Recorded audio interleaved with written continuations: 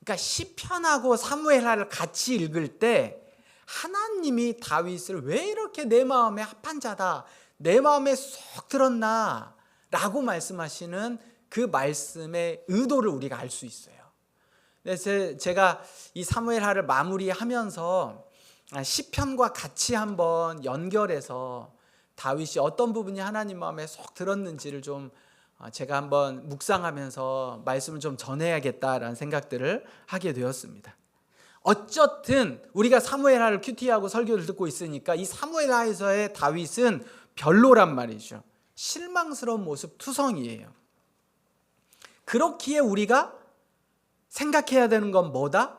성경에 원칙이 있는데 그 다윗을 보면 안 되고, 오늘 기도하는 중에도 나왔다시피 다윗 뒤에 일하시는 하나님, 그러니까 다윗을 보면 안 되고 다윗 뒤에서 일하시는 하나님을 봐야 돼요. 왜냐하면 그 하나님이 오늘 우리와 함께 하시는 하나님이시기 때문에 그래요.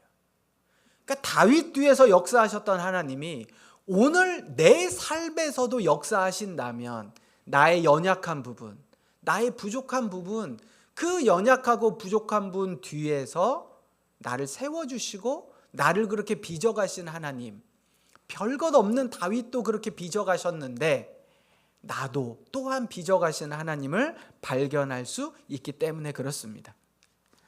자, 또 우리가 15장부터 20장까지 우리가 묵상을 하다 보면 여러 인물들이 나옵니다. 다윗뿐만 아니에요. 그 인물들이 어떤 인물들인지 우리가 말씀을 통해서 찾고 그 인물들을 통한 교훈, 그 인물들의 모습들이 오늘 나에게도 있지 않나, 내 주변에도 있지 않나 라는 생각들을 하면서 오늘 말씀을 같이 살펴보겠습니다. 자, 주요 인물들 누가 있을까요? 아히도벨, 또 후세, 또 누가 있어요? 요압. 자, 이 뒷줄 힘내세요. 자, 뒷줄 힘내세요. 자, 3명 말고 또 누가 있었어요? 압살롬. 또 앞줄이야, 앞줄. 야, 역시 그냥 앞줄에 앉는 게 아니에요. 앞줄. 또 누가 있어요?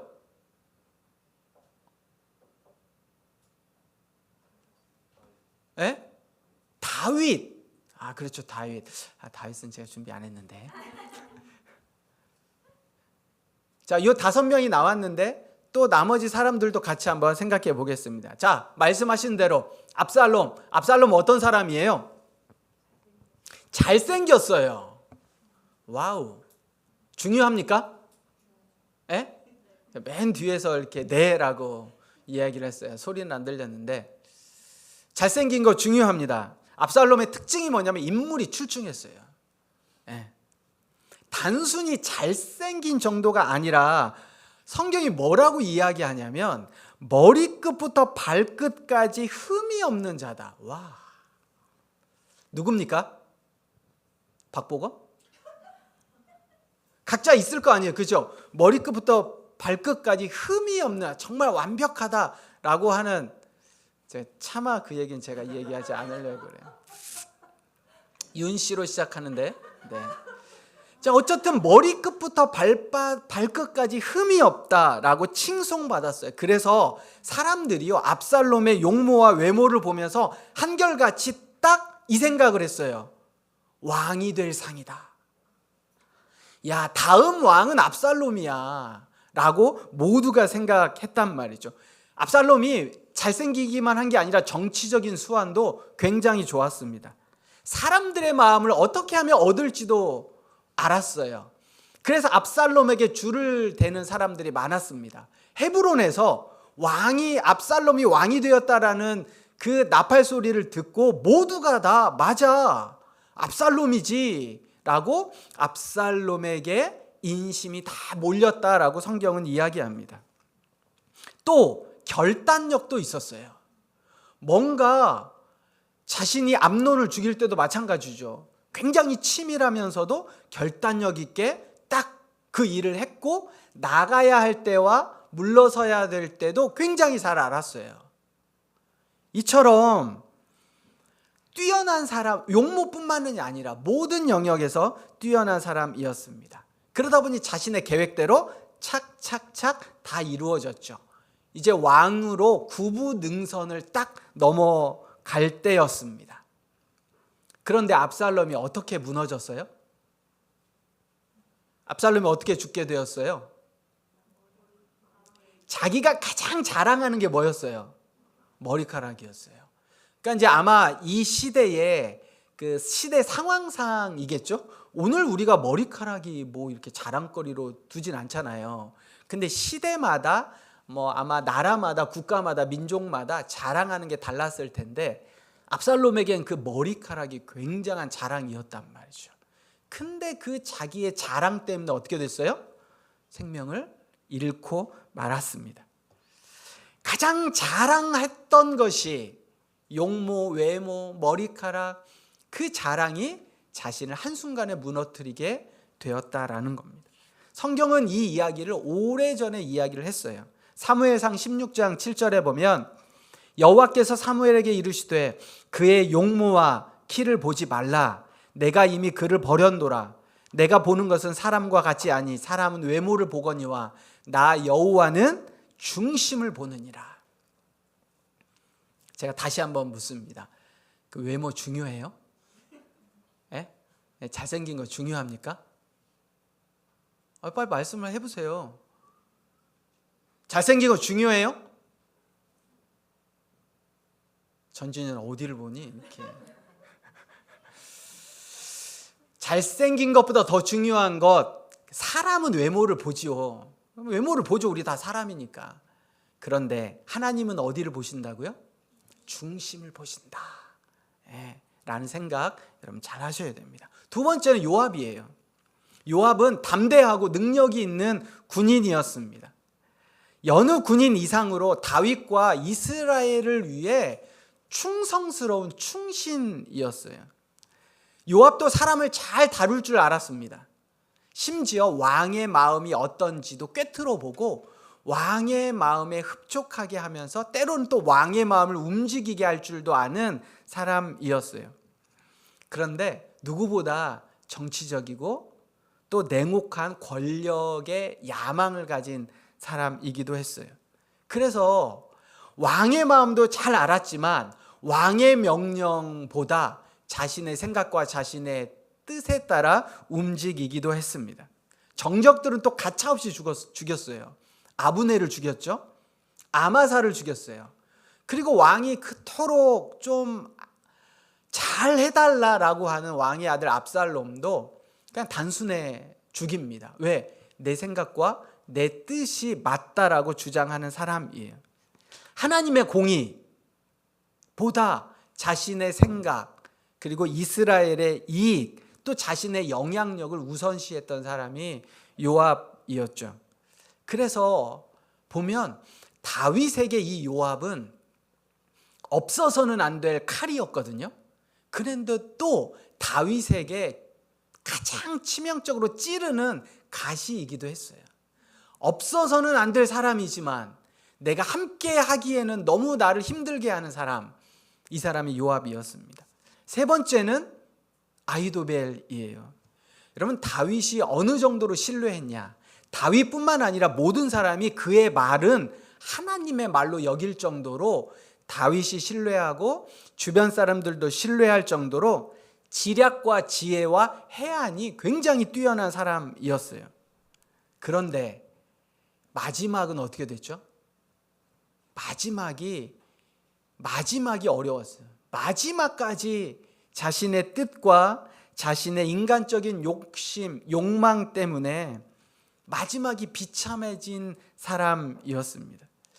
지금까지는 다 하나님의 마음과 하나님의 뜻을 구했는데 그 마지막의 한순간 권력의 향방을 쫓아가다 보니 왜 그런지는 모르겠어요. 성경이 뭐라고 정확하게 이야기하진 않지만 그 마지막에 하나님이 아닌 자신을 택함으로 결말이 비참해진 사람입니다. 반면에 누가 있었죠? 후세가 있었어요.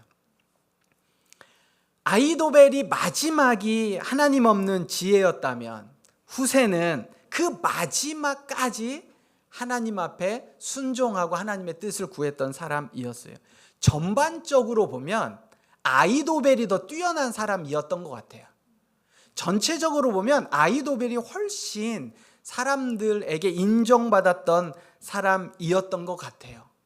그런데 성경에 사람이 자기의 길을 계획할지라도 그의 걸음을 인도하시는 분은 여호와이십니다라는 그 말씀이 정확하게 들어맞는 사람이 이 아히도벨과 후세인 것 같아요.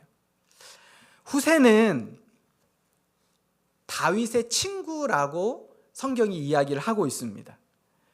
그는 마지막까지도 여러분 생각해 보세요. 압살롬이 위로 올라가고 있고 다윗은 지고 있는 해란 말이죠. 그럴 때 아히도벨은 떠오르는 태양을 붙잡았어요. 무언가. 근데 후세는 지는 해를 붙잡았단 말이죠. 근데 왜 그랬냐? 아히도벨처럼 권력에 따라 자신의 생각에 따라 움직이지 않았고 하나님의 뜻이 어디에 있는지를 생각했고 끝까지 약속과 언약과 우정, 다윗의 친구라고 했잖아요. 여러분 친구가 어려울 때 버리는 사람이 친구가 아니에요. 정말 어려울 때 함께 옆에 있어 줄 수 있는 사람, 그게 후세였습니다. 그리고 후세는 시간이 지나서 예루살렘에서 압살롬의 칭찬을 받았거든요. 찬사를 받았습니다. 그럴 때 자신의 공을 내려놓고 후세가 붙잡았던, 후세가 목표로 삼았던 건 오직 다윗의 생존, 그리고 하나님의 뜻이 어떻게 이루어지는가에 집중했던 사람이 후세였습니다.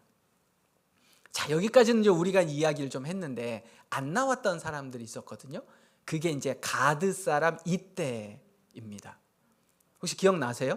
이때라는 사람이었어요. 이 사람은 가드 사람인데 이 가드는 블레셋이에요. 그러니까 이방인이었습니다. 압살롬이 이때를 얼마나 귀하게 여겼냐면 나중에 그 압살롬과 전쟁에 나갈 때 3군, 그러니까 세 개로 군대를 나눌 때 마지막 3군을 맡겼던 사람이 이때입니다.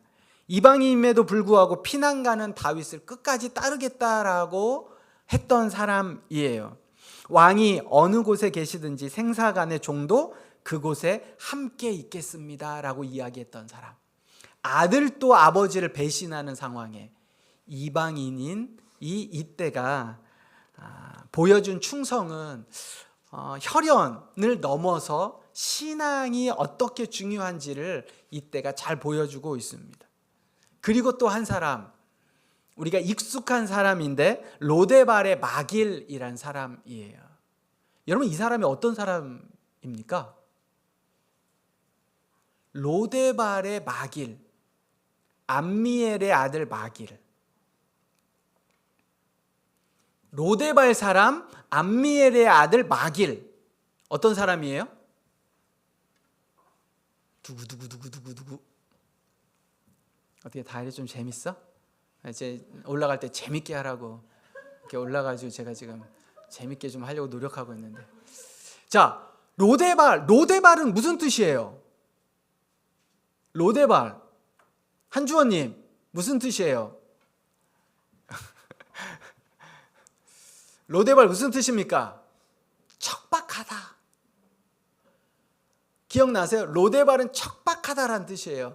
원어를 직역해보면 파란 게 아무것도 없다요. 푸른 게 아무것도 없다라는 아주 척박한 곳이 로데발입니다. 그 로데발 사람 암미엘의 아들 마길. 여러분 무비보셋을 누가 돌봐주고 있었어요? 에? 우리 영서가 말했어요. 영서가. 안 보이긴 했지만 그런 것 같아요. 분위기가. 무비보셋, 누가 무비보셋을 지금까지 도와주고 있었어요? 에? 이 사람이에요. 로데발 사람 암밀의 아들 마길이 무비보셋을 돌봐주고 있었다고요. 여러분 기억나세요? 다윗이 어느 날 갑자기 야, 요나단에 혹시 아들이 있냐? 내가 요나단과 언약을 해서 요나단의 집안을 잘 돌봐주기로 요나단과 언약과 약속을 했는데 요나단의 자손이 있니? 라고 물어보니까 사람들이 누구를 찾아왔어요? 요나단 사람들은 잘 모르겠어요, 그 가족은. 근데 사울의 집에 종이 하나 있는데 시바라는 종이 있어요. 그래서 데려오라고 했죠. 그리고 그 종에게 물어본 거예요. 야, 요나단에 혹시 사울 집안에 누가 살아남은 사람이 있냐? 이랬더니 그 종이 얘기해 준 게 뭐예요? 네, 있습니다. 로데발 사람 암미엘의 아들 마길의 집에 무비보셋이라는 사람이 있는데 다리를 저는 사람입니다 라고 얘기를 했단 말이죠. 그 사람을 데려와라 라고 얘기할 때 나왔던 사람이 이 마길이에요. 그런데 이 마길이 다윗이 도망갈 때 찾아옵니다. 우리가 17장, 우리 오늘 본문 말씀 17장 27절 이하에 보면 이 로데발 사람 암미엘의 아들 마길과 나하스의 아들 소비와 길르앗 사람 바르실레가 음식을 가지고 왔단 말이죠. 이거를 보니 이 사람은 어떤 사람이에요? 굉장히 묵묵한 헌신자라는 거예요. 그 무비보셋을 왜 도와줬는지 도대체 성경은 안 나와 있거든요. 그런데 여러분, 성경을 볼 때 그냥 이야기하지 않고 뭔가 코멘트를 붙여서 자세하게 이야기하잖아요. 어떻게 이야기해줘요? 로데발 사람, 아니 로데발 사람, 로데발에 사는데 암미엘의 아들인데 마길이다 이러면 성경이 무언가를 가지고 있다는 거예요. 근데 그때는 무비보셋을 왜 도와줬는지를 성경은 이야기하지 않았어요. 근데 여기에 한 번 더 등장하는 걸로 미루어 볼 때 굉장히 진실한 사람이었어요.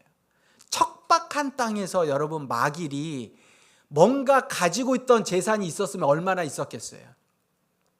안 그러면 척박한 땅이 아니라 더 풍요한 땅으로 갔겠죠. 그런데 이 사람은 그 로데발에 계속 있는 걸로 미루어 볼 때 돈이 많이 있지는 않았어요. 뭔가 조금 그래도 여유는 있었을 수 있겠죠. 근데 부자는 아니란 말이죠. 여러분, 부자가 남들 도와줄 것 같죠? 뭔가 많이 가진 사람이 남들 나눠줄 것 같죠? 아니요. 살아보면 부자가 더 움켜쥐고 있어요. 그래서 이 마길은 압살롬의 세상이 되었다라는 거 다 알고 있어요. 그럼에도 불구하고 도망가는 다윗에게 음식을 대접해 준 사람이에요. 다윗이 가장 비참할 때 아무 대가 없이, 여러분, 다윗에게 무언가를 제공했을 때 대가가 있을 거라고 생각했을까요? 그러지 않을 때 대가 없이 먹을 것과 침구를 가져다 주었습니다. 정치적인 계산이 아닌, 우리가 앞에 살펴보면 요압도 아히도벨도 굉장히 정치적으로 계산하며 살았던 사람이지만 이 마길, 후세 그렇지 않았다라는 거예요. 그래서 이 마길을 통해서 여러분, 이 마길이 얼마나 중요한 사람이냐면 성경 안에서 다윗과 요나단의 언약을 지킬 수 있도록 해준 사람이 마길이에요. 무비보셋을 보호해 줌으로 인해서. 자, 마지막으로 스토리의 마지막에 등장하는 한 젊은 나옵니다. 이 사람이 누구예요? 아히마아스예요. 아히마아스. 예루살렘에서 다윗에게 소식을 전해줬던 비밀 전령입니다. 목숨을 걸고 여종에게서 받은 정보를 가지고 다윗에게 빨리 나루터를 넘어가라, 요단강을 건너가야 살 수 있다라고 이야기했던 사람이 아히마아스입니다. 그런데 이 아히마아스가 승리를 했던 그 승전 소식을 처음으로 전하고 싶었어요. 압살롬이 죽은, 그래서 다윗이 살은, 그래서 승리하는 소식을 전하고 싶었는데 어떻게 했어요? 요압이 전하지 못하게 하는 거예요. 왜? 지금 다윗에게 가봤자 그게 좋은 소식이 아니야. 그런데 이 아히마아스는 어쨌든 자기가 먼저 가서 전하고 싶은 마음이 있었단 말이죠. 어떤 사람이에요? 언제나 주목받고 싶었던 사람, 자기가 가장 먼저 전하고 싶었던 사람, 남들보다 앞서고 싶었던 1등, 나 이거 하고 싶어 라고 하는 사람이 어쩌면 이 사람이었습니다. 여러분, 이 여러 인물들이 굉장히 자세하게 나와 있거든요. 이 이야기가 우리에게 오늘날 우리에게 무엇을 가르쳐 주냐? 우리 주변에 이런 사람들이 있습니다. 생각해 보면 압살롬처럼 능력 있고 잘나고 똑똑한 사람 있죠. 다 잘해. 다 가졌어. 우리가 부러워하는 사람 있어요. 이게 처음부터 머리끝부터 발가락까지 다 뛰어난 사람. 금수저인데 얼굴도 잘생기고 돈도 많은데 능력도 있어. 부러워합니다. 또 아이도벨과 같은 사람들이 우리 주변에 있어요. 평소에 말과 행동은 굉장히 좋은데 시간이 갈수록 이중적인 삶을 살아가는 사람 우리 주변에 있습니다. 요압처럼 일은 너무너무 잘해. 근데 가까이 하고 싶진 않아. 윗사람에겐 너무 잘해. 그런데 뭔가 가까이에 있으면 불편한 사람. 반면에 후세처럼 뭔가 화려하진 않아. 그런데 이 사람과 함께 있으면 언제나 나에게 힘이 되어주고 뭔가 나를 위해주는 사람. 이런 사람 우리 주변에 있습니다. 전혀 예상하지 못했는데, 생각지도 못했는데 마길이나 이때와 같이 나에게 도움을 주는 사람, 힘들고 어려울 때 나에게 손을 내밀어 주는 사람 있습니다. 하나님은 이렇게 다양한 사람들을 우리 주변에 두셔서 뭐가 진짜인지를 깨닫게 하는 거예요. 내가 잠깐 생각해 보면 압살롬이나 아이도벨이 너무 부러워요. 요압도 너무 부러워요. 다 잘나요. 이 세상에서 잘 나가고. 그런데 그 사람을 부러워하지 않고 누구를 부러워해야 될 거냐? 내가 누구를 더 가까이 해야 될 거냐? 라는 걸 하나님이 우리에게 말씀해 주시는 거예요. 근데 더 중요한 건 이게 밖에 있는 사람이 아니라요. 내 안에 자아에 이런 모습이 있다라는 거예요. 여러분, 내 내면에 압살롬과 같은 자아가 있습니다. 뭐가 되려고 그래요? 왕이 되려고 그래요. 뭔가 더 잘하려고 그래요. 남들의 칭찬과 남들이 나를 바라보는 그 시선이 좋은 사람이 있어요. 그래서 끊임없이 그 칭찬과 성취를 위해 남들에게 보여지는 모습을 내가 택해서 내가 그런 사람이 되려고 하는 내 자아가 있다라는 겁니다. 그리고 잘 되면 교만해지고 자랑하고 우쭐대고, 그래서 어디까지 넘어가냐면 내 삶의 왕이 누구예요? 하나님이에요. 내 삶의 주인이 누구예요? 하나님이에요. 근데 하나님보다 내 생각을 더 앞세우는 사람, 내 안에 압살롬과 같은 모습입니다. 요압은요, 신앙적인 명분은 내세워요. 나 예수 믿어. 나 그리스도인이야. 나 목사야. 라고 생각하지만 내 고집과 생각이 때로는 그 그리스도인 하나님의 생각보다 더 앞설 때가 있어요. 하나님이 그렇게 하지 마라 라고 얘기했는데, 그게 하나님의 말씀인 줄 알겠어. 성경에 그렇게 말씀하는 거는 알겠어. 그런데 내 생각이 이때는 안 돼요. 하나님, 이때는 제가 이건 꼭 하고 싶어요. 하나님 이거는 제 생각과 다르면 아니요 라고 내 고집과 내 생각과 내 경험이 오히려 하나님의 명령보다 더 앞설 때, 요압과 같은 내 모습이 우리 안에 있다라는 거예요. 아이도벨은요, 아이도벨과 후세 같은 마음도 있어요. 뭐가 가장 빠르고 뭐가 가장 효율적이냐? 나에게 지금 중요한 게 뭐냐? 지금 중요한 게 뭐냐를 내 안에서 요구할 때가 있어요. 속삭여요. 그럴 때 후세와 같은 마음, 내가 뭐가 더 중요하고 빠르지라는 것보다 하나님이 기뻐하시는 건 뭐지? 하나님의 마음은 뭐지? 라고 우리 마음 가운데서 아이도벨과 같은 마음과 후세의 마음이 계속 갈등을 일으키는 것이 우리 안에 있다라는 겁니다. 어려울 때 그럼에도 불구하고 하나님의 편에 서야지 라고 말하는 후세의 선한 양심이 우리 안에 계속 일하고 있단 말이죠. 조금 더 나를 돋보이고 나를 더 잘나게 하고 내 욕심이 있는 요압과 압살롬과 아이도벨의 마음도 있지만, 아니, 하나님이 기뻐하시는 건 뭐지? 말씀이 뭐라고 이야기하지? 하나님의 뜻은 어디에 있지? 라고 이야기해주는 후세가 우리 마음속에 있다라는 겁니다. 또한 마지막으로 이때와 마길처럼 내가 뭐 가진 게 풍족하진 않아. 내가 뭐 할 수 있는 게 많지는 않아. 그런데 내가 할 수 있는 선 안에서 내가 최선을 다해 봐야겠다. 내가 가지고 있는 것 안에서 이걸 조금 나눠준다고 그래서 사람들이 뭐 대단하게 보지는 않을 거야. 그런데 내가 가지고 있는 거 그래도 조금 나눌 수 있으면 좋겠다라는 마음들이 우리에게 있단 말이죠.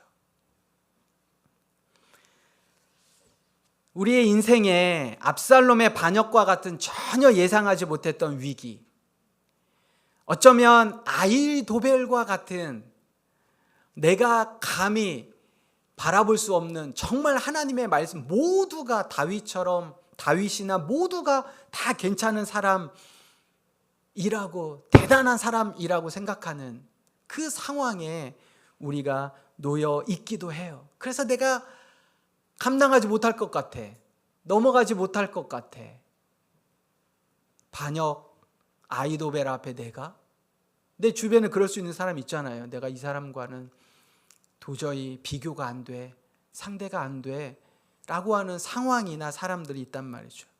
그런데 하나님께서는 우리에게 후세나 이때나 마길과 같은 도움의 손길을 우리에게 주시는 거예요. 그래서 성경이 이렇게 이야기합니다. 사람이 감당하지 못할 시험은 주시지 않는데요. 하나님이 우리에게 시험을 주실 땐 그 시험을 이길 만한, 그리고 그 시험을 당할 즈음에 피할 길을 주신다고 우리에게 말씀하고 있습니다.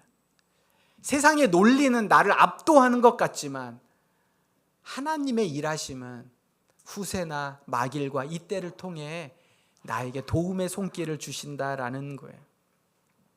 아무도 내 편이 없는 것 같고 누구라도 나에게 다가오지 않을 것 같은 절망이 있을 때 늘 보이지는 않지만 내 등 뒤에서 일하시는 하나님, 전쟁은 나에게 속한 게 아니라 하나님께 속한 거라고 우리가 찬양했던 것처럼 그 보이지 않는 하나님이 나와 함께 하심을 여러분 기억하셔야 합니다. 말씀을 마무리합니다. 성경은 숲과 나무를 같이 봐야 돼요. 숲은 뭐예요? 전체의 긴 이야기의 흐름 속에서 무엇을 이야기하는지, 여러분 압살롬의 이 반역이 오늘 이 혼란이, 이 어려움이 어떻게 감당해야 될지 모를 이 위기가 각자에게 다 있다라는 거예요. 여러분 각자가 다윗이라면 이 위기 있죠. 반역의 위기가 있어요. 이 커다란 숲과 같은 위기가 있단 말이죠. 어떻게 해야 되지? 어떻게 이겨낼 수 있지?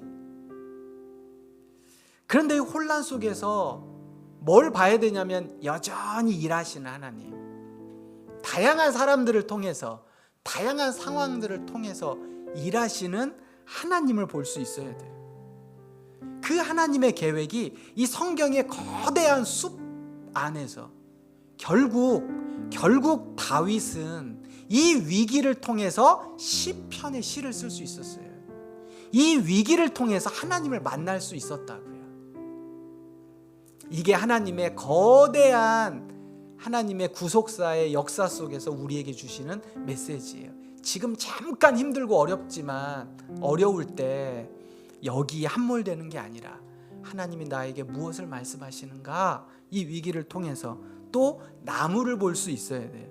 우리 인생 속에서 수많은 압살롬, 아히도벨, 후세, 마길, 이때와 같은 사람들이 내 주변에 있단 말이죠. 또 내 마음 속에 하나님이 역사하셔서 그 내 자아를 보게 하세요. 아히도벨의 삶이 아니라 후세의 삶을 살아갈 수 있도록 내 마음권에서 계속 선한 양심으로 말씀하고 계신단 말이죠. 그리고 때에 따라 마귀를 통해 뭔가 도움의 손길, 음식을 주세요. 살아보면 내가 이때 참 이 도움이 아주 작은 것 같았지만 그 한마디가, 격려의 한마디가 내 삶을 너무 크게 도와주고 또 지지해주고 이길 수 있는 힘을 줄 때 있잖아요. 그 하나하나, 그 하나님의 역사하심이 우리의 삶 속에 거대한 물결과 그 다음에 하나하나의 그 나무의 모습으로 우리에게 주어집니다.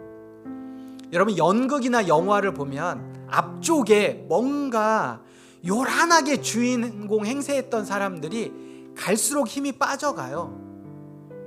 영화 보면 앞에 그렇게 대단했던 것 같은데 점점 사라지는 사람이 있는가 하면 앞에는 아무것도 아닌 것 같은 사람인데 시간이 갈수록 어떻게 돼요? 연출자의 의도에 맞게 선을 향해 가는, 뭔가 주인공이 되어져 가는, 그래서 해피엔딩으로 끝나는 그런 영화 있잖아요. 하나님은 해피엔딩을 만드시는 연출자예요. 비록 내가 지금은 별 볼 일 없는 것 같지만 하나님의 의도에 따라, 그 거대한 구속사의 흐름에 따라 점점 하나님 앞에 쓰임받는 후세와 같은, 이때와 같은, 마길과 같은 그런 사람, 그 사람이 여러분의 삶이 되기를 소망합니다. 위기에도 끝까지 빛나는 이름, 위기 앞에 사그러져 버리는 이름이 아니라 위기 앞에도 끝까지 빛나는 이름들로 또 한 주간, 또 여러분의 삶 속에 하나님의 일하심을 경험하고 살아가는 사랑하는 귀한 성도 모두가 되시기를 주님의 이름으로 부탁드립니다. 이 시간 함께 기도하겠습니다.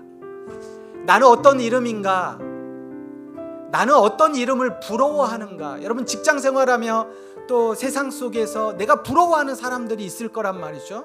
그 사람은 어떤 사람들인가? 그런데 하나님이 뭐라고 말씀하시는가? 내가 보는 것은 용모가 아니다. 내가 보는 것은 키가 아니다. 나는 그걸 버렸다. 내가 보는 것은 사람과 같지 아니하니 나 여호와는 중심을 보느니라. 하나님의 뜻이 어디에 있는지, 내가 누구를 부러워해야 되는지, 그리고 내 내면 속에서 계속 갈등하고 있는 아이도벨, 후세, 내 자아는 어떤 모습을 추구하는지 이 시간 깊이 있게 묵상하며 하나님 앞에 결단하며 나아가는 시간이 되기를 소망합니다. 함께 기도하겠습니다. 사랑의 하나님,